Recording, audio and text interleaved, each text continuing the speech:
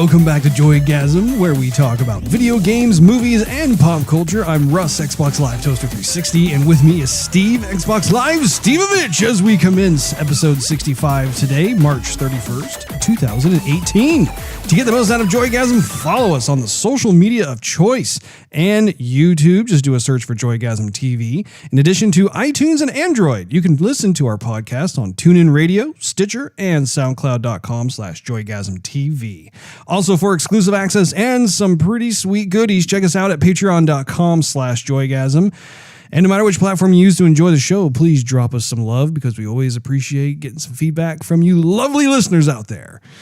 This episode will actually not have any gaming or movie news, so it'll be a bit shorter than usual, but that's okay. We're going to do a little bit of the typical house cleaning as well as catching up with each other before we dive into a little bit of the Ready Player One review action. So, Steve. Yeah?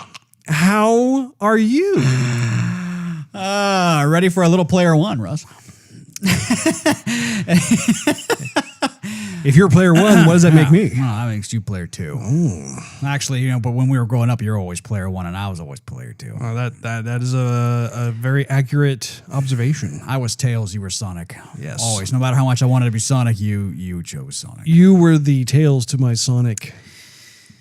Although, when we played Altered Beast, it didn't matter. Didn't matter. Player one or two. No. Or Gunstar Heroes. True. Or Contra. True. Didn't matter. It didn't matter. No. Well, what have you been playing, Russ? Oh, he's just going to badminton it right back over the net to me. He's not even going to tell me what's new with him. I have been having a blasty blast playing Sea of Thieves with you. Yeah, we can talk about that for a little bit. Yeah. So I ended up buying Steve, which, by the way, I still need to give you the cash-ola for that. I'll have to give you a little 20s action after the show. Indeed. But we ended up getting you a copy of Sea of Thieves, which has proven to be quite enjoyable, I must say. It's really fun to have my brother with me as part of the crew.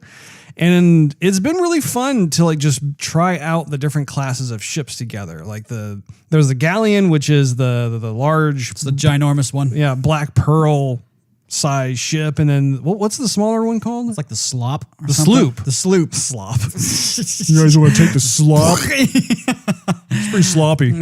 Sleek though. It's pretty quick. But what's fun about the sloop is that you have the opportunity to either just go lone wolf, just solo it all the way through, which is fun in its own way, but at the same time, it is also perilous.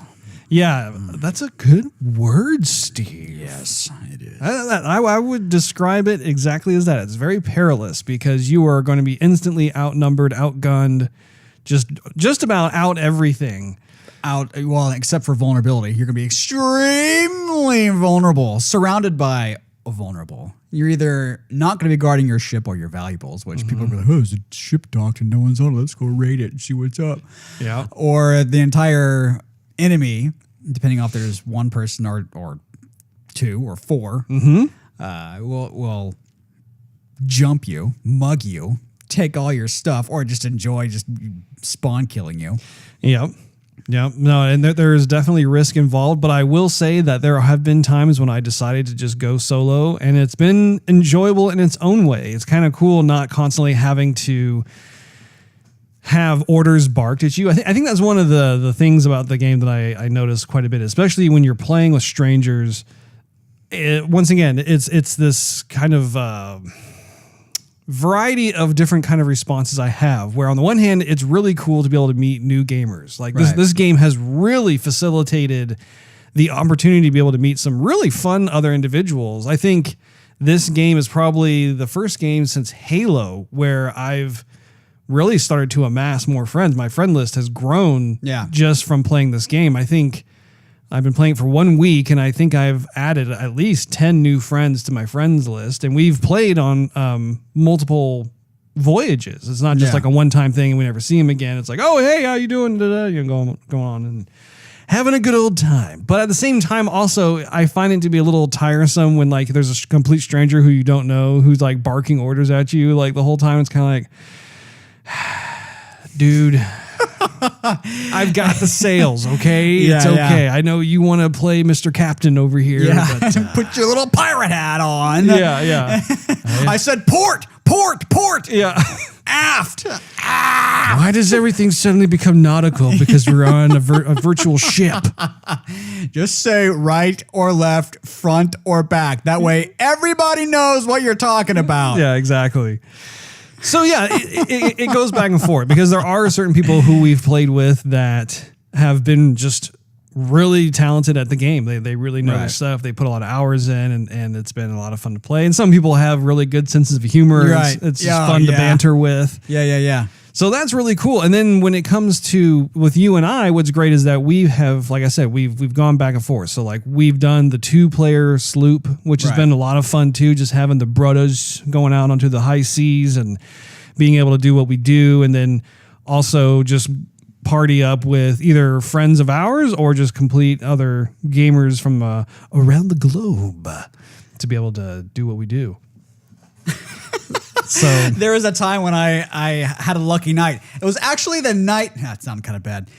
It was actually the night where I jumped online and I saw you, and so I go, "Oh, right, I'll just join up with him. There you go, sail the seas." Mm-hmm. And then you're like, Steve, yeah. Normally, yeah. Can you?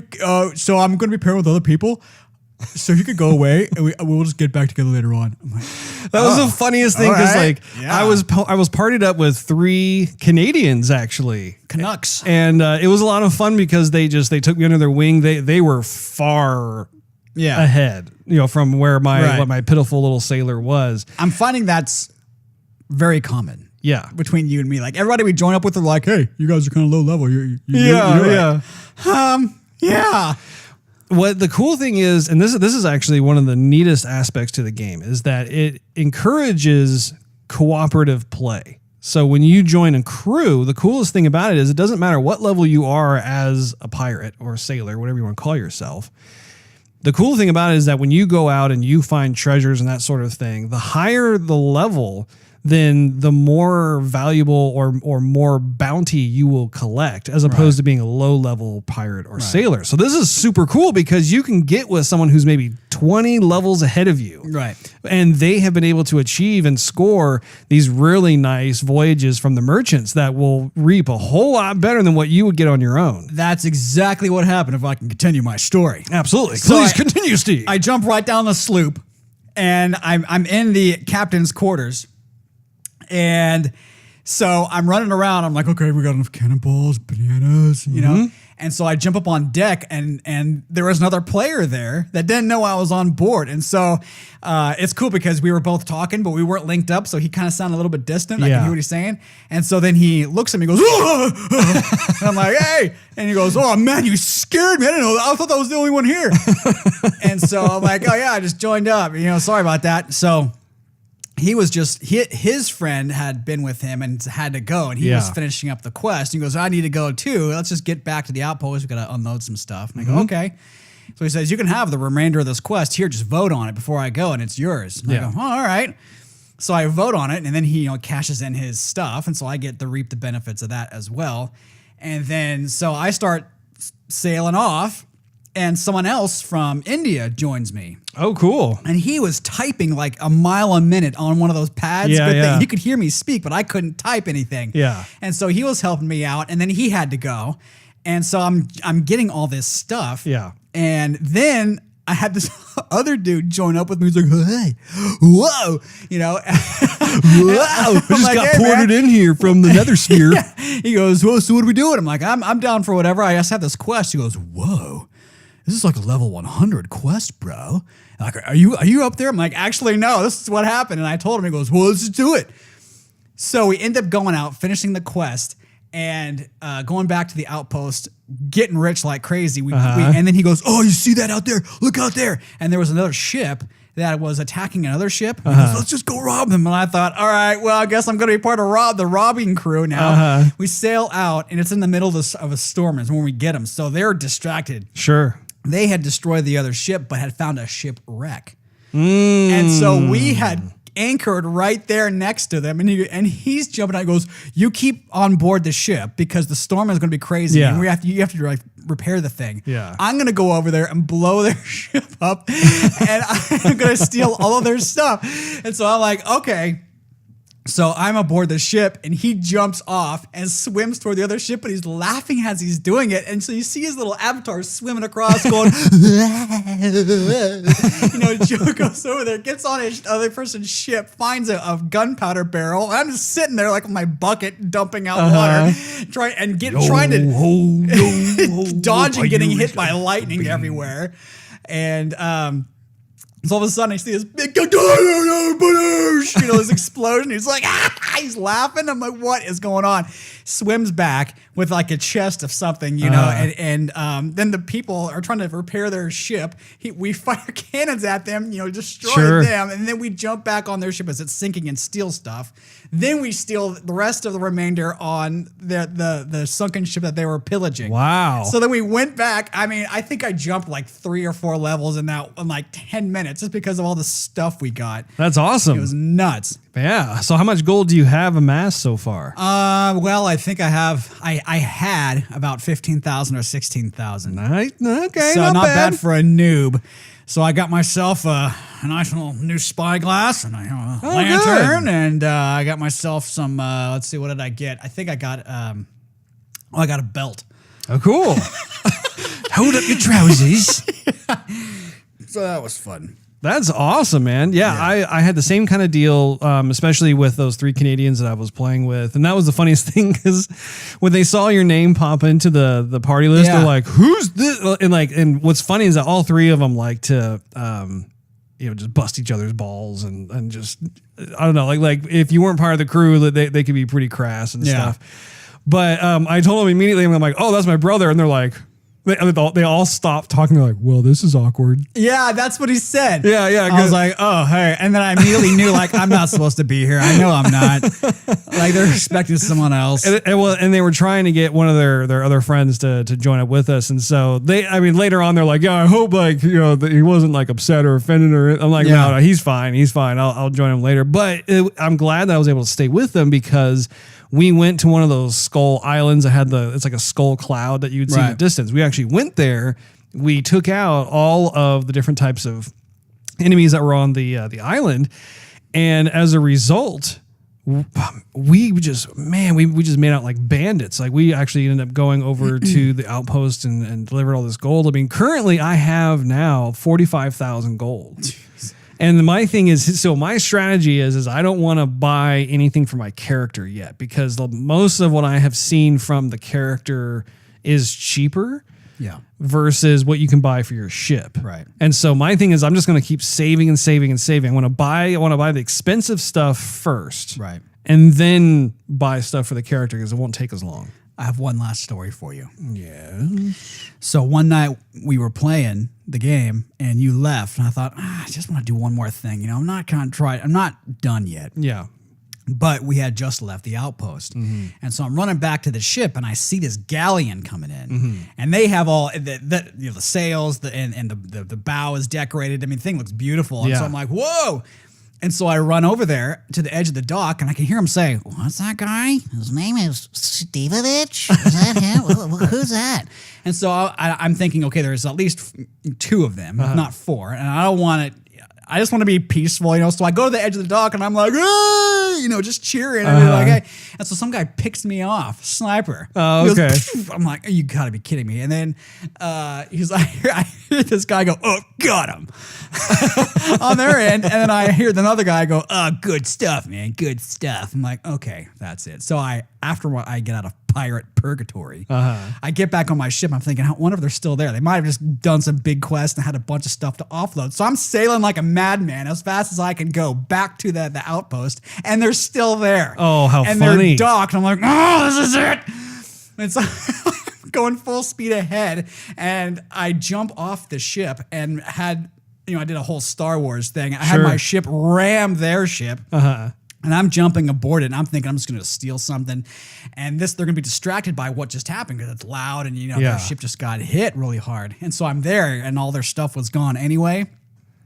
And so I'm hiding near the brig with my sword ready, right? And I hear all them jumping aboard, all their like footsteps on the wood, and I hear the swords being on, like they're just ready to kill me. And then I pulled a Bilbo Baggins. Right as soon as they got down, I left the game. I thought they were all just going to jump me. I'm going to die anyway. But I would rob them of the pleasure of slaughtering me. There you go. So I had a little passive aggressive behavior there. Exactly. Well, that is, okay, what we have just been conversing about, that is part of the secret sauce of this game, is the community engagement and the water cooler moments that just make for fun storytelling. I mean, I've been completely entertained by these couple of different adventures that you were describing to me, and I think that's probably the greatest strength of the game itself, is that everybody's going to have their own stories to tell. And that's what's kind of fun about it, is like, just, you get to go out there and be a pirate, and then you have these unpredictable things that will occur. You don't know how it's going to turn out. And then, whether it turned out for better or for worse, it still makes for an entertaining story. Right. One of the things I don't think I actually talked to you about is I noticed that I wasn't earning any achievements in the game. And I was thinking to myself, man, I think I would have seen an achievement of some kind, because I've put a pretty solid amount of hours into this game. And, like with the gold hoarders, I think I'm up to like level 19. I'm almost at level 20 for that. And then for the merchants, I think I'm maybe around level 14 or 15, something like that. And then with the undead portion, that's my lowest. I think I'm like around like 10 or 11 or something to that effect. But I mean, there's enough action that has transpired. So I look online, and actually Rare has been having server issues ever since they launched the title, which a lot of people already know about. But what's interesting is that some of the issues are so big, they've had to temporarily turn off certain portions of the game. And the achievements is one of those things that they had to turn off. And so it made sense. It was like, oh, okay, well, yeah, because man, they got some hardcore achievements here, because I'm just not seeing anything happen. And I was wondering, when they turn the achievements back on, will it like honor all the different achievements that I've already done, like just kind of retro date it in a way? But it doesn't do that, unfortunately. And so like while we were playing just last night, I was getting achievement after achievement after achievement, because of all these little kind of beginner-esque things that now I become more expert at. So I just kind of do it on a more normal basis. So unfortunately, there are certain things that I probably would have gotten achievements on that I just didn't. So I'm just going to have to kind of grind my way through that. And that's fine, because there are a lot of achievements in this game, and a lot of them are quite fun. I was looking them up on my Xbox account and just kind of seeing what they have, and so it looks pretty fun. But another thing that I thought was worthy of mention too was the treasure chest that we dug up. That was the chest of sorrows. Yeah. And that was really funny, because for us, that was the first time we had dug up one of those. And we, for those of you who haven't dug this thing up yet, it's actually a cool looking chest. It has kind of the sculpture of the face of Poseidon or something, and it just looks ancient. It looks really cool. But what was interesting was like I dug this thing up, and we're heading back to our boat, and I keep hearing the sound of someone crying in the distance. I'm thinking, what the heck is that? And I didn't know if it was like an animal or just a glitch or what. And it kind of faded away, so I didn't pay any mind to it. And I get on the ship, and I put the treasure chest down, and then I start hearing this man crying again. I'm thinking, what the heck is that? And by that time, you had gotten back on board too, and we started setting sail.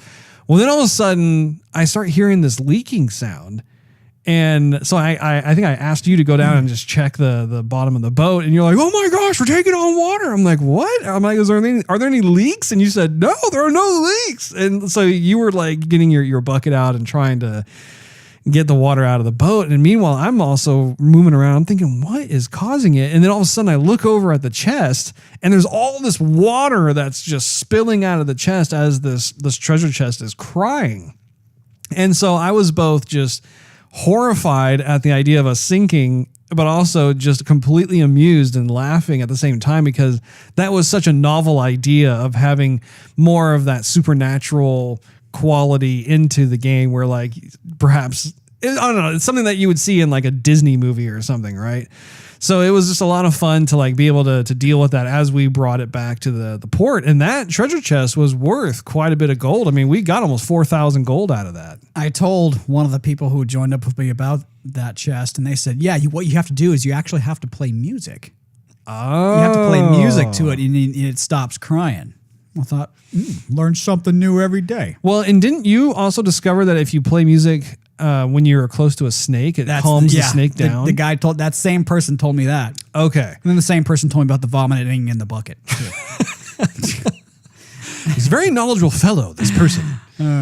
But again, that is some of the discoveries that are ultimately keeping me wanting to come back to the game. I'm finding that, and let me tell you, that's a big deal because normally our go-to game is Overwatch. Right. And really, Overwatch has been placed on the shelf over this past week just because Sea of Thieves, it's a fun game that has certain discoveries and surprises and unpredictabilities that just make it for just an enjoyable game. And it's just fun to be able to sail the high seas. It's bizarre, but like I just like being out on the water and hanging out with you and just going and doing some of these types of voyages that aren't demanding of our every like flinch hardcore gamer tactics or anything like that. But then at the same time, like perhaps we'll get into more of the fighting and stuff. And I think we're still kind of crappy at being able to win battles, but I can tell we're getting better. Like we're just constantly improving on like the ship tactics and also the aim. I was doing really well in the cannon last night. I mean, just in terms of just making those direct hits, which is saying something because in the past I would just be completely undershooting or overshooting the cannonballs. So there are, I was thinking about this too. Things I'd like to see. I would like to see more NPCs in the world because at this point, the only time we ever see or come across them are on the outpost islands, and they're just these little stationary merchants, and they're just hanging out, and you can buy stuff from them.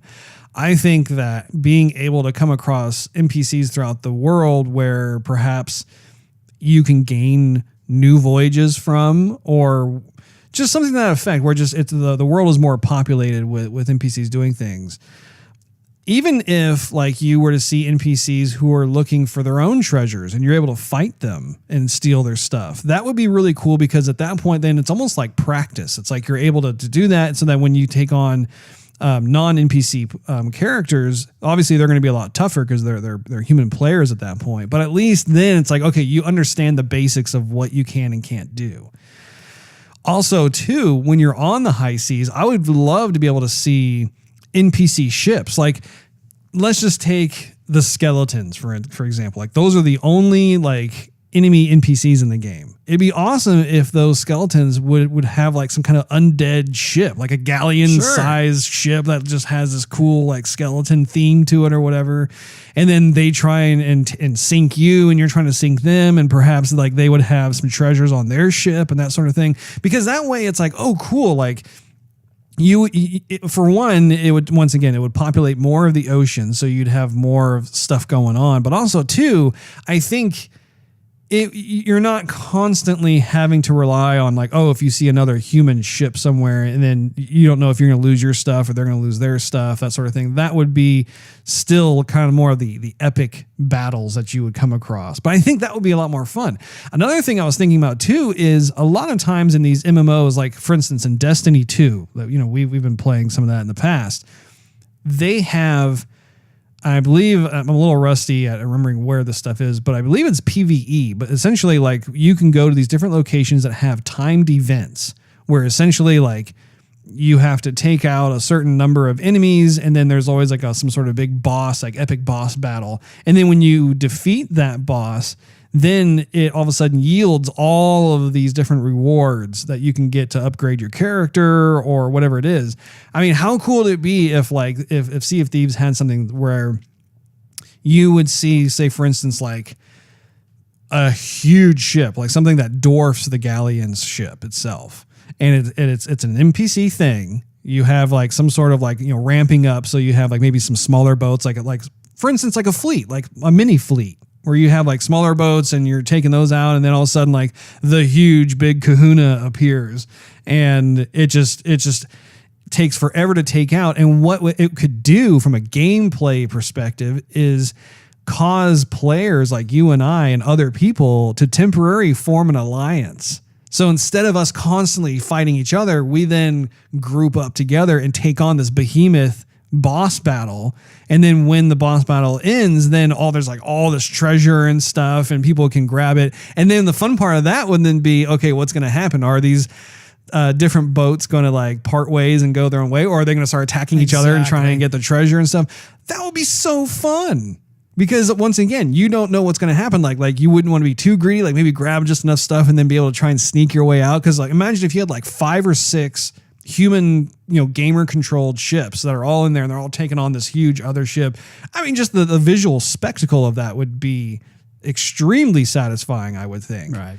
And then of course, once again, just it's almost like a Pirates of the Caribbean style where like, everyone's all cheering like, yeah, we defeated the boss. Yeah, good job. And all of a sudden all the cheering dies down and everyone starts kind of looking at each other through the sides of their eyes, kind of like, yeah. And they would all like attack each other and stuff. What do you think? That and almost anything would be better than where it's at right now, to be honest, because you're sailing all alone on the sea and nothing much is happening. Even underwater, there needs to be more aquatic life. Yeah. You're swimming back and forth from the island to your ship. Mm-hmm. I want to see more of a variety of fish, not just a school here and there, but maybe, some octopus or crabs. Yes, exactly. I want to see, little seahorses or maybe like some sailfish, starfish. Yeah. This, that, and the other. I just want to, you're on the ocean, you have islands. What would you expect to see? Yeah. Yeah. That's a very good point. And I mean, we haven't really done a lot of deep sea diving. Right. So to be fair, we don't really know what exists. I mean, we have heard that there is a Kraken in the game, which is cool. But yeah, to your point, it would be nice to see. I would just like to see more of those supernatural style elements because just, I don't know, that. Of course, or any kind of sea monster. Yeah, just cause that, when you think of like the old days of sailing, there was a lot of superstition that went on and a lot of stories that were told about the sea and like, I don't know, like even having like Poseidon himself appear or something. Or even mermaids and mermen. If you get to the deeper parts of the ocean, you only see one mermaid who's there, like, oh, well, I'll transport you back to your ship. Yeah. But what about everybody else? No, it's very true. And I hope that they do that because even like when it comes to the weapons, for example, like we talked about how the weapon system is in dire need of variety. Like you have your sword and you have your little musket handgun, your shotgun, and your sniper rifle, but there really aren't any kind of customization options that are there for those particular weapons. But also, too, like it would be really neat to be able to see some more creative approaches where we're like, what if you were to capture and again, I'm just spitballing this, but like, what if you were to capture like an electric eel and you can put that eel into some kind of like crude like weapon thing that like turns the gun into like some sort of like electrocuting like weapon of some sort. Turn into like Fallout pirates or something. Well, yeah. I mean, like, but how cool would that be? Like, you obviously it wouldn't be exactly like Fallout, but just have that Sea of Thieves theme remain in there with those weapons, or like, another strategy could be having some kind of crude flamethrower thing where like if you jump onto an enemy ship, you could use that flamethrower to burn up their sails. So then they have no way of moving. Like that would be awesome. Like just little things like that, that if Rare were to move forward with giving some serious consideration to upgrading different gameplay mechanics and that sort of thing, different abilities, I think that would just really make for an enriching playing experience. Well, we should probably move on, Russ. We have yet to even talk about Ready Player One. Absolutely. But I mean, once again, I think that once again, but back to the other topic. Well, but just to wrap up, I think that we're enjoying the game. Yeah. I think that it is a lot of fun, but I think that we both stand by the conviction really that they're going to have to be Johnny on the spot with dropping more and more of DLC content to keep the interest level high. There was actually a Twitch player too, I just read today, who was the first person to reach level 50. So he achieved legendary pirate status. And so congrats to that fellow. Indeed. But if you go search for a quest, because we happen to have this person with with last night. It was like, why are we going to go search for a quest? We're going to search for somebody to rob their stuff. It's like, well, that's kind of sucks. I mean, yeah, there's that attitude, but if you're that person where you finally find what you're looking for, you sail for an hour to find a one white chicken, and then you get destroyed by somebody else and it just saps all the fun. It's not like you leave the game going, oh, well, that was cool. I still had a lot of fun. No, you were sailing and searching for an hour for this thing and now it's been robbed of you and you got to go to bed. So to come back to this world, there needs to be more of a welcome, happiness, escape of sorts. Ready Player One. If you go in this virtual world, what's going to greet you there? He's trying to force feed the Ready Player One into the conversation. Yeah, and I think too, perhaps when they flesh more, because honestly, let's be real, this is a half-finished game that got released. That's kind of the norm these days. It's unfortunate, but it's just the case. It'd be nice if also they were to have just certain modes of play where if you are predominantly wanting to do more PvE versus PvP, you can do that. You have the option to do that. Or if you want to just continue just playing in that more of a sandbox realm where you just want everything to be unpredictable, then you can do that too. But I think giving people options, because to your point, I totally understand it. It sucks when you spend quite a bit of time trying to find something, you're all excited you got it, and then you get attacked and they steal your stuff. But again, I mean, hence the title, Sea of Thieves. Yeah, I get it. So moving on, I'm sure we will talk more about this game. We will. In many more episodes to come. Of course. You and I saw the trailer to Batman Ninja. And I got to tell our Joygasm listeners out there, you guys have got to check this out when it comes out. It's supposed to be released, I think, April 26th. Did you put it on our Facebook page? No, I did not. Perhaps you can facilitate that. That'd be most appreciated over there. Mm-hmm. But the animation, the drawing quality, all of it, I was blown away. The fidelity. I mean, it's not your normal anime. It really isn't. You can tell there was a serious amount of attention placed on that, and I cannot wait. And for those of you who haven't seen the trailer, I mean, you can YouTube, just YouTube Batman Ninja anime. Or just go to our Facebook page and it'll be posted. Oh, yeah, it'll be up there too. However, the premise of the movie itself is that they took all of the Batman characters and placed them in ancient feudal Japan. So Batman becomes a bit of like a samurai warrior. And you also have just like you have the Joker, who's obviously the arch nemesis, the rival, that sort of thing. And then, but at the same time, he's also in kind of like this ancient samurai warrior garb, but it has like a Joker theme to it. And of course, you have Harley in there and Two-Face and Catwoman. And the whole visual style just looks amazing. So I cannot wait to see that. Do you have any comments on that, Steve? No, I concur with everything you're saying, Doctor. Now, another thing worth mentioning too is the fact that it was my birthday. And I turned a lovely 39. Which I forgot something. There's something in the car for you I forgot to bring up. Did you get me a present? Yes, of sorts. Oh, that's very thoughtful of you, Steve. I forgot. A coworker just nailed it. He said, "Oh, you're 39. Oh, good. So it's like you're on the front porch to the house that is 40." I'm like, "Yeah, that's pretty much it." He's like, "Yeah, don't worry. Like all of us who have already turned 40, we're all having a party in that house. We're just like, yeah, come on in. You're right there." So, no, it was fun. I was able to go out with the wife to one of my favorite local restaurants, and I discovered a new style of food. Really? Did you? Well, at least the preparation of the food. Did you?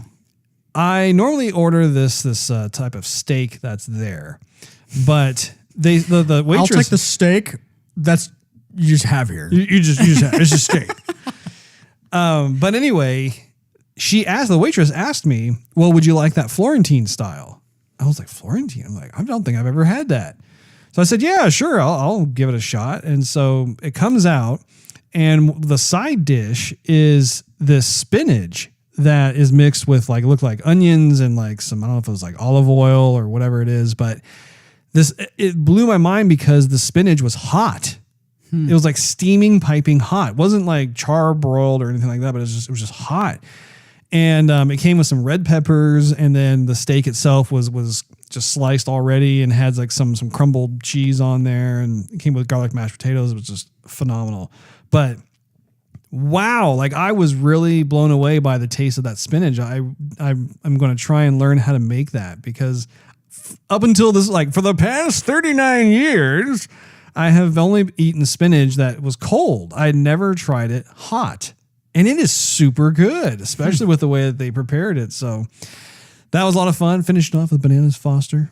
It's very tasty. I bet it was. Scrumptious. And of course, you came over last night, and I grilled some marinated salmon. That's right. And what kind of side dishes did we have? Well, we had twice baked potatoes. That's right. And a little green bean casserole. Mm-hmm. And to double up on the starches, we had nice rolls. You know, I actually never got a roll. I was rollless. Oh, boy. Birthday boy got a little Well, they were there. overlooked on that one. No, they were on the table, Russ. No, what happened was the rolls came out, and we thought they were done, and they weren't done. They were cold in the middle. So then we took them back. We put them back in the oven. And then by that time, you were so stuffed with everything else, you went on the rocking chair and passed out while the rest of us finished our meal. That's right. Yeah. Yeah, I was not used to eating that. You have to understand, I have not eaten that quickly, and I don't even know how long. And my stomach was hurting. Like I inhaled that plate. It was just so fast. And I had to literally get horizontal in order to like just try and take the edge off the pain. And I ended up falling asleep. I was sawing logs, and my daughter comes over and kisses me on the cheek, scares me awake. And then I kind of fall back asleep again. And then the second time I wake up, I'm like, okay, pain's gone. Okay, I'm good. Oh, we also had sauteed mushrooms. We did. It was a tasty treat. Nice meal. Anyway, okay, we will segue over to Ready Player One. Let's just watch the trailer here to refresh our memories.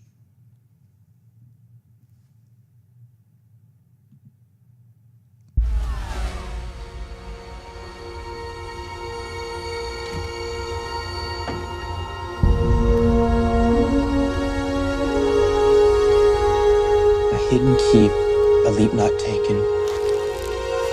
Retrace your steps, escape your past, and the key will be yours at last. What part of your past are you trying to escape, Halliday?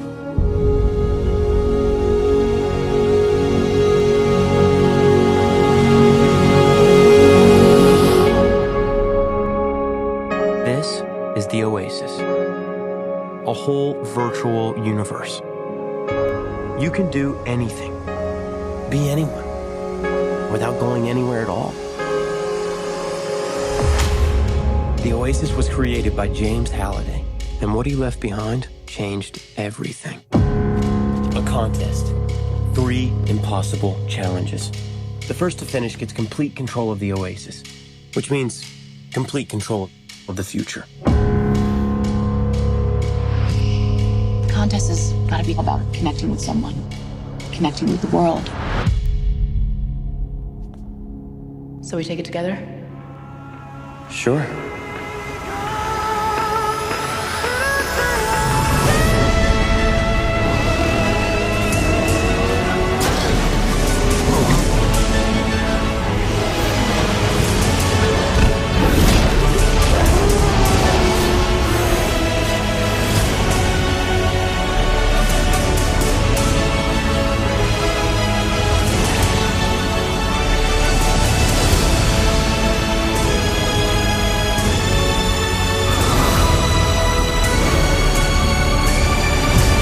Save the Oasis. Save the world. Players, are you ready? That's better. I'll wave to you from the finish line. McFly. That went well. Ready Player One. So, high-level thoughts, Steve. And actually, before we get into this, I suppose I could warn the listeners that we'll do a high-level, spoiler-free version first, and then we will actually divulge into the more of the details. So just so you're aware. Continue.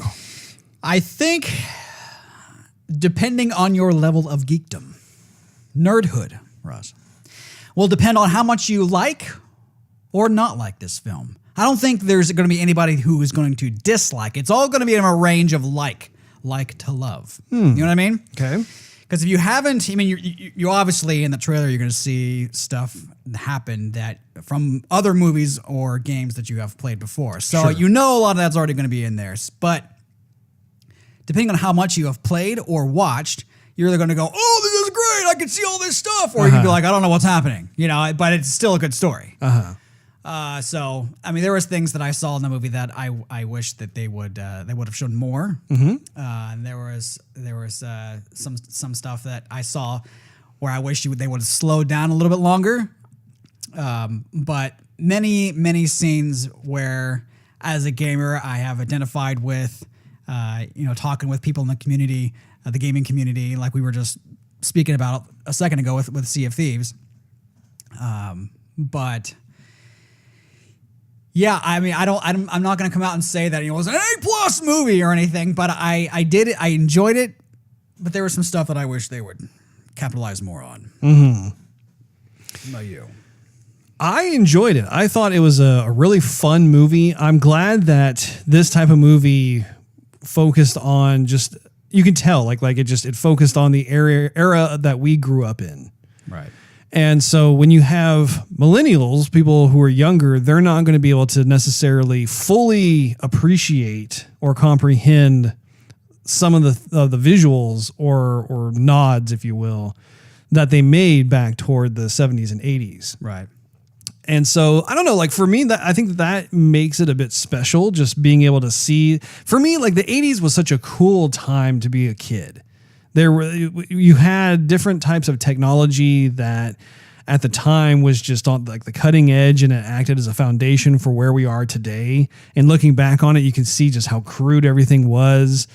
And I don't know, I always really loved just so many different aspects to entertainment and to the different IPs back in the day. And honestly, too, Steven Spielberg directed this movie, and you can just see how much of an impact he has had on pop culture with this film, because you just see movie after movie reference, whether it's Jurassic Park, you see the T-Rex, or you see the DeLorean. Now Robert Zemeckis directed Back to the Future, but Steven Spielberg was the executive producer. He's the one who basically gave Robert Zemeckis a shot at making his first film. I mean, that's a big deal. Right. You have a bunch of other IPs too, to be fair, where like Steven Spielberg didn't have a hand in, but a lot of those that you saw were kind of after the 80s a bit. Now, of course, you had like Chucky from Child's Play and that sort of thing, and those were in the trailer, and we'll go into more of those characters later on. But it was really neat to be able to see just this huge coming together of sorts of all these different beloved characters and whatnot, and just seeing them into this whole world itself. And I found myself wondering, if we actually had an Oasis, if we actually had something like that, would people gravitate towards some of these older characters from previous generations? Right. Well, I think they would. The crowd we had in the theater was obviously a lot younger crowd. Sure. I think we were actually the oldest people in the We theater. probably were. We were probably the elderly. Yes. But the people who are in the front rows, they were talking about something, and I wasn't really eavesdropping, but at some point somebody had walked across the front row and made an Avengers reference or some superhero thing. It might have been one of the previews, Sure. when they want something they play when the lights are still on. Yeah. And one of the individuals mentioned, superhero saturation. I thought, yep, that's coming. I feel it too. Everybody's feeling it. And I thought, okay, here is going to be a movie that's going to show a bunch of superheroes, or, that we all I think it's going to show. But they're not even necessarily superheroes. They're just different characters. Right. Let me finish. Okay, go ahead. Sorry. So superhero saturation is where we're at. And when the movie started and played through, and you saw a bunch of different characters and, fictitious this, that, and the other. Yeah. And at the end, all of these people who are under superhero saturation were applauding the movie. Right. And they were all talking about it in the hallways of the theater. Right. And you had this big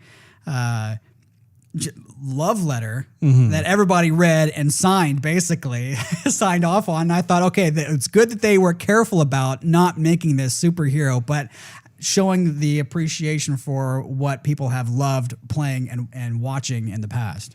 And the movie itself, of course, is based off the book Ready Player One. And so I was glad to see that they, for the, I would say most part, stuck to a lot of the 80s references because the book was written a little while back.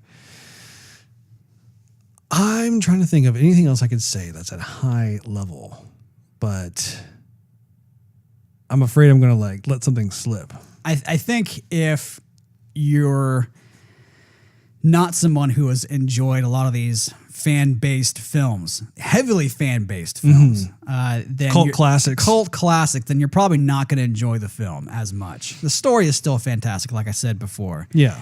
But if you are a heavy fan of many of these cult classic, both games and movies, you're going to like it a lot. But I think you're going to want it to slow down. Sure. Yeah. Well, I say we step into the spoiler elevator here as we get to the floor. Don't mind me as I use the Ready Player One keys to activate it. That was nice, Russ. This virtual oasis elevator is filled with wonder and splendor. You would think with that reference that it would shoot up with hypercharged speed, but it still feels like it's going slow. It's going the exact same speed. I think somebody's watching us, though, from one of these cameras. There are a lot of cameras. Don't do anything stupid. Oh, here's our floor. All right, so we are going into spoiler alert mode. So when it comes to the cast, what I would like to get out of the way right off the bat is there is a particular character / actor that I absolutely loved who was TJ Miller. And he was the one who I think the character was like IR0K or whatever, but he was kind of like the henchman that the evil bureaucrat hired to find him that orb and stuff. He was great. Oh my gosh, that guy was just phenomenal. Like that right there was almost worth the price of admission alone. He has I have been a big fan of TJ Miller since I saw him on Silicon Valley, the TV show. And ever since then, whether he was in Deadpool or whatever it is he's doing, I mean, I was upset when they killed him off so quickly in Transformers. He was in Transformers 4, I believe it was. I was just like, he was like the one redeeming thing of the movie, and you killed him off during the first third of the movie. So anyway, awesome that he was in this thing, and just the look of his character was just so fitting when it comes to gaming. Yeah. Like you look at him and you're just like, wow, like that is totally something you would see in like a Blizzard title or a Riot Games title or whatever it is. He reminded me of someone who would play with the character from South Park, Make Love Not Warcraft. Yeah, the player that had no name, or what was it? I forgot. But with just his voice and his outfit and or his costume, everything about it, I thought, yep, Make Love Not Warcraft. Totally from it. Yeah, yeah. And I also thought too, Olivia Cook, she played Samantha. I thought she was just adorable. She was real charming, and I don't believe I've seen her in a previous film, but I thought she fit the role really well. Right. And Ty Sheridan, who played, of course, the main character, who was Wade. I thought he did what was necessary of him, for the character, but I was not actually really that. Here's the deal: I was more attached to his avatar than I was the actual real life actor. Yeah, and I think that actually I can segue into that a bit, where I think what's neat about the film is that it explores the idea that real life is no longer interesting, that everyone likes to go log on to the Oasis because it's just a more fun place to be. And there's all these different types of worlds you can visit and live out your fantasies, et cetera, et cetera. I actually got that impression as we were watching the movie, where every time we were kind of in the real world, I found myself just kind of going, all right, I want to get back to the Oasis.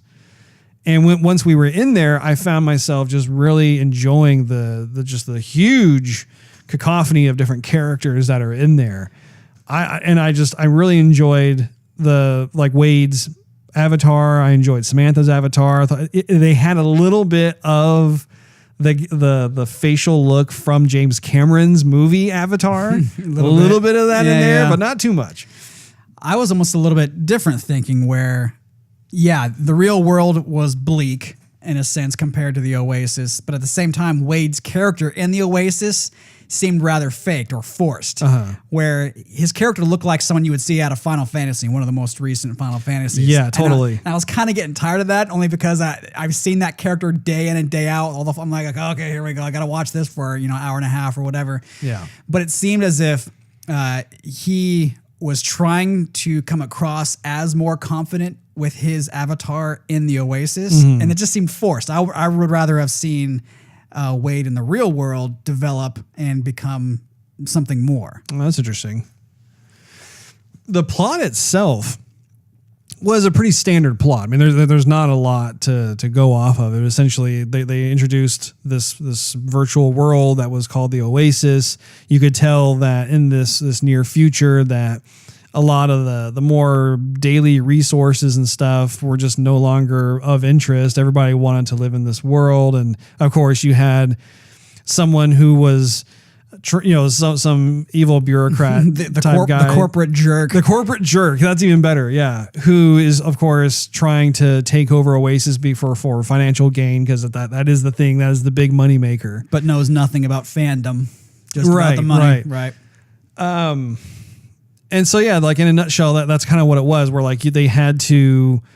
everyone was trying to figure out where these 3 keys were located. So that way, whoever won essentially could then own the Oasis. And again, as a gamer, I enjoyed it. I had a fun time just getting into it with everybody else. I actually found myself wishing that I could participate as an avatar and go on this grand hunt for these 3 keys and just what all was involved with that. And I really did enjoy too the journey of where these keys were located, how they applied to Holland, and just what his personal life was like. And just, I don't know. I have always been a big fan of going on adventures when I'm gaming anyway. And so it was fun that you could tell they were tapping more into that. What did you think? Yeah, I thought you mentioned Holland. I was fascinated by him only because I think today, I'll reference back to Sea of Thieves, even though I was pushing you on to Ready Player One, but we were talking about Sea of Thieves and how it was released as a half game at this point. Right. And if you watch Ready Player One, there's this discussion between Holland and his business partner. Mm-hmm. And Holland is talking about how we need to go in reverse and put the pedal to the metal, go back to this passion in gaming and not just rush stuff out and, make stuff fun to play and not stuff to put out there just for profit and business. Yeah. And that's what really created this fan base is the games that were finished on launch day. So when you got the game, there was no DLC, there was no updating, there's no, okay, go out and buy it and we'll fix it later sort of thing. It was the game had to be done and it had to be fun, and there would be no fan base if there wasn't those games out in the beginning. Right. And so those types of conversations and Wade was going back there and watching all that stuff in his personal life translated into his games that he made. Mm-hmm. And so, the whole thing about him missing his kiss for his first woman, right? That and the other, and movies that he had seen and all the stuff he had to figure out about his life that translated into his games, I thought was very fascinating. Yeah. Yeah. I really did enjoy the parallels and just even how the cross-pollination of that, where Holland really made it a point for people to be able to examine his life in order to obtain those certain keys. And I don't know. I just I love the first key, how going backwards instead of forwards, and how he was able to go underneath all the racetrack and just see all the different scripted events that were going to happen and how the other players had to go and had to like navigate through. I mean, that is totally like something that you would find in a video game. And I remember playing Super Mario Brothers for the NES back in the day, and how like you could get into that one level where you could actually, if you got high enough, you could actually just run across. You couldn't even see your character, but he's running across the top of the tiles. All the way to the end and just skip all of the trials and tribulations of that level. But it was just awesome that they had included that in there for those who were just all about exploring. And I don't know, just little things like that. You could tell that the creators of the film, and especially I have to also give props to the author of the book, because I have not read Ready Player One. So I don't know how much of this is from the book versus how much of it was done by Spielberg. But I just really found myself appreciating little attention to detail moments like that. So, in terms of the cinematography, I loved all the shots. I mean, every shot was just very well thought out. And that's saying something, considering the fact that probably 75% of this film was done completely in CG. Right. I mean, that is saying a lot in terms of just where the camera angles are, how the lighting is. Clearly, you're going to have a bit more flexibility and freedom just because you're using virtual cameras at that point. But there's also a challenge, too, to keep these types of setups. It's just engaging with the audience, because sometimes you can go way too far into the weeds and then suddenly it just doesn't work. Or you anymore. can be just obsessed with all the slow-mo angles that everybody's beat to death so far in film. And this one didn't. And if it did, I didn't pick up on it. The facial animations, too, have just come so far. I found myself, like I said, getting more attached to the virtual CG characters just because they were able to emote so well with their emotions on their face and just being able to see what was going on and that sort of thing. I really did like that a lot. In terms of the framing of the shots, too, I mean... Especially when the framing when he was putting on the VR glasses. Yeah. I mean, that was I would think that was going to be rather difficult to do because of the VR glasses that we've had today and earlier, where you put them on and it's just kind of like, okay, I got it. But this looked like it was totally something different. And of course, I mean, when you're in the Oasis, you have a lot of candy colors and everything is just super neon bright and all that. And that's to be expected. Right. But it's still, I mean, I will completely just step forward and say, hey, I mean, that was pleasant to the eyes. It was fun to see. I mean, yeah, it's completely unrealistic, but at the same time, there's a reason why people are drawn to that type of palette, I guess you could say. Well, you think about some of the games that we've played where we don't want to leave, you know, it's a very nice place to be. Like, for example, what comes to mind is The Witcher. I can't remember the last DLC pack, but you're in this very plush atmosphere. It's happy and sunny and warm, and the colors are all there, and everyone's like a winery. Nice. Yeah, everyone's talking about wine and good food and love, and you're like, wow, man, I want to stay here. I just want to keep on wandering around talking to people. You know, I don't want to leave. So in that regard, I think they had to make the Oasis that way, and that's why everybody kept on going back and was drawn and didn't want to leave. And pretty much society as a whole was obsessed with it. Mm-hmm. What did you think of the soundtrack of Ready Player One? At first, I thought it was good, and then it just kind of became part of the background. It didn't stand out too much. I think it was fitting for the movie, but for a Spielberg movie, I thought it didn't, I don't know, hold a candle to some of his other works. Mm-hmm. I tend to agree. I, for one, really liked how there were moments where you could hear like a jingle of something that was from like some sort of celebrated movie. Like there were definite jingles from Back to the Future. That diddle-doo. Love that. Yeah, there was a lot of that in there. It was so cool. Right. Or like, I mean, even for the characters that were not in the book, but they decided to make cameos, like hearing Tracer's voice in there. I mean, that's always satisfying. I'm actually looking to see who the composer was. I want to say it's John Williams, because that's like Steven Spielberg's go-to guy. Hey, Johnny.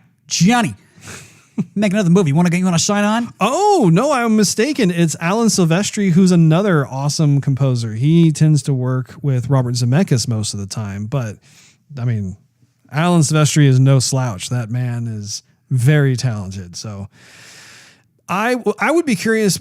I plan on seeing it again. I'll probably take the wife and we'll go check it out. Or maybe I'll watch it when it comes out on Netflix or something. But I want to pay closer attention to the soundtrack just because I'd be curious to see how many different types of themes were woven into the overall Ready Player One theme itself. Because I could hear certain things, but really there were quite a few sequences in the film where so much was going on visually and audibly that I just really got overwhelmed at times with certain things. But I would be curious if they had some nods to Jurassic Park or to King Kong or Battletoads or, man, I can't even remember. Even Halo. I was curious to, there were Spartans in there that were charging forth and that sort of thing. That was really cool. But again, I really want to be able to just focus on the music and see if they were able to do that, because if not, that would have been a missed opportunity in my opinion. Right. I would have really liked to have seen, and just from a creative challenge standpoint, I think that for a composer, that would have been really, really cool to be like, okay, how can we do a successful mashup of all these different types of cherished themes? I think I just kicked you on the my table. foot. I was thinking of the choral Halo music at some point. Right. But not just splice it in for 1.5 seconds, but actually have it be part of one of the epic battles. Would have been neat. We're gonna have to talk about that epic battle, Russ. Maybe, go ahead, start talking about it. Here is something that I was looking forward to, that I didn't get so much of.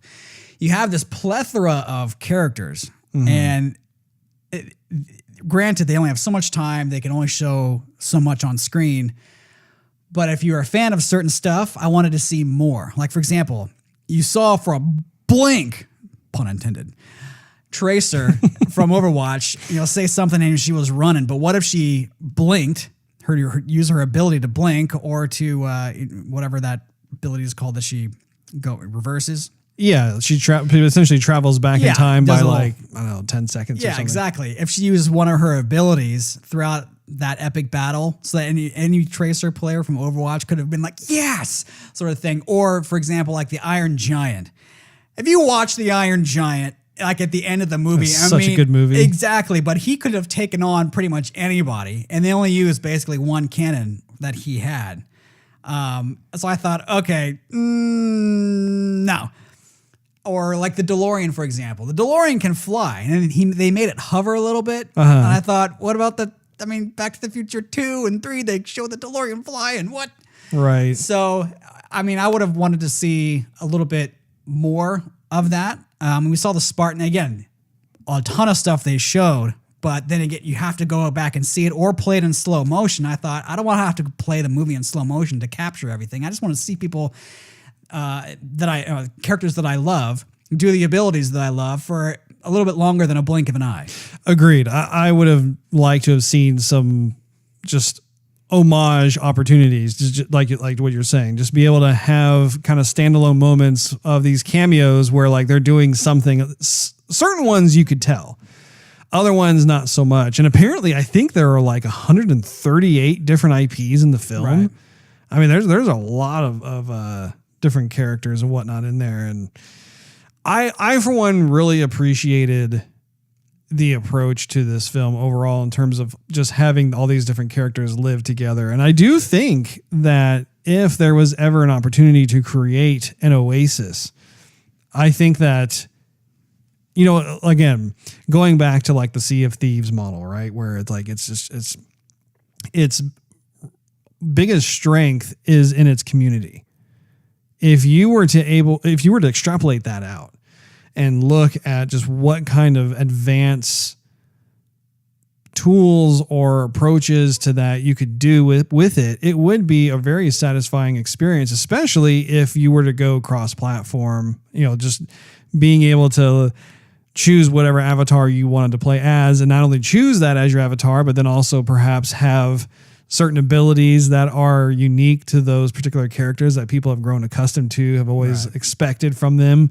In addition to that, also be able to have like there's just a huge catalog, like what all the characters were constantly doing in Ready Player One is they could go through their little virtual catalog and select different weapons to use and stuff that you would never see certain characters actually wielding. Wouldn't it have been cool if in that epic battle you had like 20 people choose a Reinhardt? And then, you had a Reinhardt shield on like Echo 1 or something from Ghostbusters. Right. You know what I'm saying? And then everybody behind them shooting it. That would have been so cool. Yeah. Yeah. And it's unfortunate. Here's the deal. It's a bit of a bummer in a way that this movie is based off a book, because if they were to do a sequel, it just wouldn't be right. Because it's like, no, this is supposed to be based off the book. Yeah. I think I really enjoyed this the same way that I enjoyed Wreck-It Ralph, which I know you haven't seen, but it takes the same type of premise in terms of all of these different types of gaming characters living in the same world together. And it's, I don't know, I find it so cool to have something like that it would be great to have another type of film that would be kind of in the same vein as Ready Player One, but again, do a bit more exploring with having both gaming characters and movie characters just mashed up into this world together. It was just like to your point, it'd be crazy to see like Ecto 1 with the Ghostbusters. Then you have Reinhardt who's on the front, like trying to deliver the payload. Exactly. Yeah. So, and these characters, players main in these games. So you can imagine how good they would be. It wouldn't just be like a firing squad. It would be a ton of mastered abilities. Right. You know what I'm saying? Yeah. Now, to wrap things up, what would you say in conclusion, and what kind of rating would you give? I hope they bring out an extended version of the movie. Please bring out an extended version of the movie. That'd be cool. It was basically what I thought it was going to be in the trailer. I wanted it to be more when I saw the movie, but it was basically what I thought in the trailer. It's a good movie. It's not great. It is fun. I would say, I'm probably going to get kicked from friends of mine, but I would say about 3.5 out of 5 stars. Okay. I would definitely see it again. Definitely pick it up if there's an extended version. I think there's a lot more meat that was had that they probably had to cut out in order to make time constraints, I guess I should say. Yeah. But I'd be curious. I agree. I give it 3.5 stars as well. I really enjoyed the movie. I think that in terms of it being a Steven Spielberg movie, I didn't really get the impression that the movie itself had like the Steven Spielberg touch, if that makes any sense. Because typically every time you go to a Steven Spielberg movie, I mean, there's like a certain, I don't know what it is, but you can tell it is a Steven Spielberg movie. And in this particular film, I got inklings of that here and there where it's like, whoa, like when Wade Wilson was able to meet Holland or the virtual Holland or whatever, and just seeing like the younger version of himself playing the Atari and he's talking to him and just asking these questions, that sort of thing. That was totally a Spielberg moment. Right. But there are several other scenes in the movie that just did not have that feeling. And I am a huge Steven Spielberg fan. I absolutely love the way he tells stories. So it was a little bit of a shortcoming, in my opinion, that this film really did not have an overabundance of that Spielberg experience. Right. But having said that, it wasn't something that just completely knocked it down for me, and I just didn't enjoy it. I did enjoy it quite a bit. I would say it's hard to be a fan of this movie as opposed to other Spielberg movies because of all the references to movies that you're already a fan of incorporated in here. It's hard to take something out of the movie and be a hardcore fan of it because of all the other stuff that's included. Does that make sense? Yeah. No, it's totally true. I also have some fun trivia. Courtesy of IMDb, of course. In an interview, Steven Spielberg said this was the third most difficult film he has made in his career, behind Jaws, of course, from 1975 and Saving Private Ryan from 1998. Christopher Nolan, Robert Zemeckis, Matthew Vaughn, Peter Jackson, and Edgar Wright were all considered to direct this film. Oh, I wonder what it would have been like with Peter Jackson. Oh, yeah. Man. Or even Christopher Nolan. Like, how would he do it? Yeah, I don't know. That would be difficult. Robert Zemeckis could rock it too. I mean, Robert Zemeckis, that's the man behind Back to the Future, Who Framed Roger Rabbit, Forrest Gump, Castaway, Death Becomes Her. I mean, yeah, but those aren't really movies that are, very fiction, science fiction. I mean, if you think about Lord of the Rings and The Hobbit, that Peter Jackson did more of the fantasy, a masterful job of. You would definitely have, I think, very different approaches to how the film was made. Right. I mean, all of those, I'd be curious to see like what their take would be on that. Yeah. It reminds me almost of like when you have some popular comic book that another celebrated artist will guest pencil on, and all of a sudden, so like Jim Lee will be penciling Todd McFarlane's Spawn. Right. And so you look at it, you're like, whoa, that looks cool too. It's different than like what I'm used to, but it's still cool.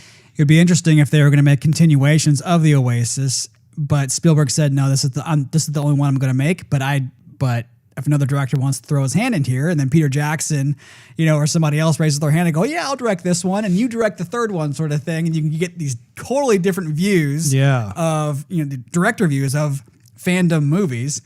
I think that'd be pretty crazy. The film is directed by Steven Spielberg, who himself is actually mentioned in the original novel by Ernest Cline that the film is based on.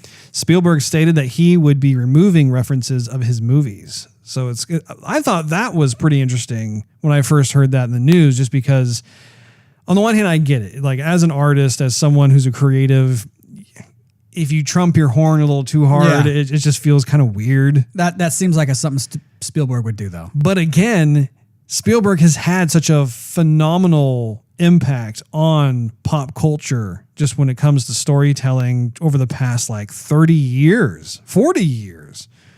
It's almost impossible. I mean, it's almost impossible to be able to tell this story without his contributions, I say. Right. Before his untimely death, Gene Wilder was approached by director Steven Spielberg, who wanted him to appear in the film. Wilder respectfully declined. Do you know who Gene Wilder is, do you? I do, but I can't remember what he's done. Willy Wonka and the Chocolate Factory. Yes. I was getting visions, but I'm like, no, that's not it. That's not it. The music score was originally going to be composed by longtime Steven Spielberg collaborator John Williams. Or excuse me, collaborator. I'm going to enunciate that a little bit better. However, due to scheduling conflicts working on another Spielberg film, The Post, he left and Alan Silvestri took over. This was only the third film where Spielberg did not collaborate with Williams. Interesting. And I would have been also, once again, like when it comes to composing, I would have been very curious to see what John Williams would have done versus Alan Silvestri. And going back to that kind of like that Spielberg experience, that Spielberg feel, I do think that John Williams' scores definitely are a major component to how that whole experience gets created. Just my opinion. The film was scheduled to be released on December 15th of 2017. The date was pushed back until March 30th, my birthday, to avoid competition with Star Wars: The Last Jedi. Of course. That's a smart thing to do. Also, I would assume that they put it there not to compete with the Avengers. True. Yeah. Yeah, I think they had to find a little happy spot. And speaking of the Avengers, I'm glad they made reference to the Avengers and the characters, but you didn't see any of them in the movie because that, like that one individual said in the theater, we're kind of super saturated with superheroes. Gotcha. Speaking of Willy Wonka, the teaser trailer contains an orchestral version of the song Pure Imagination. You know that song? From the film Willy Wonka and the Chocolate Factory. It also contains a segment of the song Tom Sawyer by Rush. In the end of the first trailer, the song Jump by Van Halen, I remember that, transitions to a sample of the intro song of Back to the Future Part 2 and Back to the Future Part 3. This is actually Steven Spielberg's first science fiction film since War of the Worlds of 2005. It's been a long time coming. It's about, 13 years? Yeah. You know, we were speaking of the music. We were talking about this the other day about all the 80s references and how like the music was a lot more fun back then. And even though you have many millennials watching the movies now who didn't grow up during that time, they're getting reintroduced to all this music. How it's very fitting and classic now, even like it was back then. Well, and speaking of music, this is a bit of a doozy here. Alan Silvestri worked closely with director Steven Spielberg to achieve the right direction for the original musical score that would not only be original and distinctive, that would not allude to any of the film's 1980s and 1990s pop culture references, but also to evoke and enhance the film's story and tone of optimism, innocence, beauty, and a sense of wonder and old-fashioned adventure that many of the Hollywood films of the 1980s and the 1990s utilized to great effect. In an interview with Entertainment Weekly, Spielberg said of Silvestri's musical score for the film, quote, "While all sorts of culturally iconic references populate Ready Player One, the score that Alan Silvestri composed is completely and intoxicatingly original. It's bound together by multiple themes that identify plot and character and is infused by such percussive adrenaline and soaring strings that Alan has made Ready Player One appear to fly." End quote. So that goes back to kind of a bit what we were discussing regarding the score and how, I don't know, I still stand by my opinion. It would have been nice to have seen more of those other types of themes interwoven in there somehow, some way. But I'll have to take a listen, like a proper listen to the soundtrack itself. Just, see. Now, Michael Keaton was considered for J.D. Holiday. So the man who made Oasis, they were thinking of Michael Keaton playing that character. That would have been interesting, maybe different. Not a bad thing, though. I'd be very, very curious how Michael... Yeah, that really perks my ears. Mm-hmm. How, like what... Excuse me, I had a little bit of the burpage going there. Gross. Ugh. Get it off your microphone. So with this being Steven Spielberg's latest film... What number does this make in terms of how many films Steven Spielberg has made up to this point? If you had to just guess.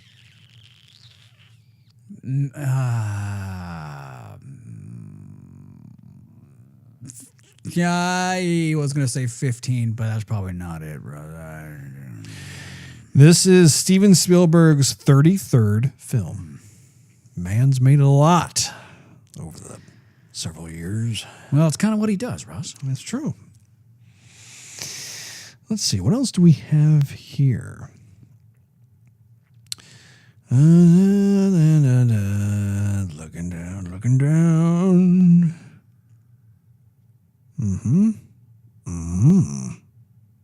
Jane Douglas from the video game YouTube channel Outside Xbox is an extra in this film. In the first trailer, she's sitting just behind a guy with the number 665312 on his helmet. That's pretty cool. One of the scenes that I like in the movie, or was something they played out, was when Wade and Samantha finally met, and they both have these alternate personalities within the Oasis. And she makes the reference, "You like me here because this is the character that I made and this is who you're in love with," which almost everybody who's playing a video game is playing somebody they admire. Yeah. Or has abilities that they wish they had, or looks completely different than they look. Yeah. If it's more confident or more attractive or bigger or smaller or whatever it is. And so you didn't know how H was going to look. You didn't know how Samantha was going to look. You didn't know how anybody was going to... I mean, Samantha didn't know how Wade was going to look. And so when they finally meet, she just looks like a normal person. I mean, she's beautiful. She didn't look like the person in the game, but she looked better in a sense. You can see a lot more of the color in her eyes, and of course she's real. You see the shine in her hair, and she's not just some fictitious person. She's actually real, and she's beautiful. She's more beautiful than she was in the game. And Wade makes the comment like, "I will." I mean, it's your personality, right, that is making you beautiful. I'm not attracted to this avatar person that you created. Yeah, it's cool. Yeah, it's cool. But I mean, it's not like we would not be compatible in the real world. I mean, Yeah. we're getting along very, very well right now. I do love the irony. Is just one more side note. I love the irony of how Wade's buddy H Right. was talking to him at one point about Samantha and saying, you don't know if she's even a girl. Like, she might be some like 50-year-old dude somewhere, like, wanting to give you a hug or whatever. And then he puts his big hand on his shoulder. Glunk, yeah. And then like when Wade actually meets the real H in real life, how like it's not a guy, it's actually a girl, the reversal of it and stuff. And she kind of gives him a look like, yeah, sorry, man. Yeah. That kind of thing was just, I don't know, I thought that was one of the highlights of the movie. Well, I think that about wraps it up. Thank you for joining us. We always appreciate spending time with all of you lovely listeners. Be sure to check out patreon.com/joygasm and subscribe to get the most out of the show. Also, you can follow us on social media and YouTube. Just do a search for Joygasm TV. In addition to iTunes and Android, you can listen to our podcast on TuneIn Radio, Stitcher, and SoundCloud.com/Joygasm TV. Last but certainly not least, search Joygasm TV on Twitch to see us stream our gaming adventures live every Wednesday night at 9:30 p.m. Central Time, in which case, probably right now, there's a very good chance you might see us sailing the high seas in Sea of Thieves, or perhaps making a bounce back to Overwatch. You never know. Or even playing The Way Out. It's a way out. Ah, man. Not the way out, a way out. Right. Get him confused with Kevin Costner. Until next time, we will see you in the Oasis. Blah.